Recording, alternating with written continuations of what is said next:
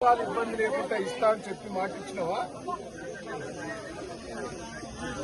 నువ్వు 450 కాదు, 340 కాదు. నేను ఒక నిమిషం వినబయ్యా.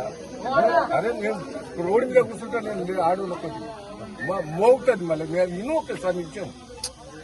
నువ్వు 10 వాళ్ళకి ఒక్కొక్కడికి 10 బస్తాలైనా 20 బస్తాలైనా సప్పు.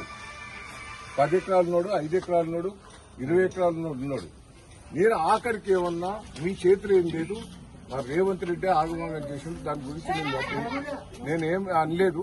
మీరు మీ చేతులు ఉన్నాయి, 2 బస్తాలు ఇస్తే చాలు, వచ్చిన కన్నా 2 బస్తాలు ఇవ్వండి అని అన్నా. నువ్వు సోమవారం నుంచి ఇస్తాను నాకు మాట ఇచ్చిన.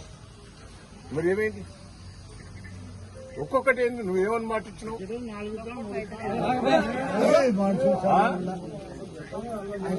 ఒక్కటి కూడా ఒక్కలేదా? ఇంకొక నిమిషం వినవయ్యా. ఇప్పుడు దాదాపు 500 మంది ఉన్నారు ఇక్కడ, ఆడోళ్ళు మొగోళ్ళు. రాత్రి 2 గంటలకు వచ్చి కూర్చున్నారు. తిండి లేదు, ఏది లేదు. పాలకుర్తి సొసైటీ దగ్గర ఏం చేద్దాం చెప్పు, నువ్వే చెప్పు. నీ నుంచి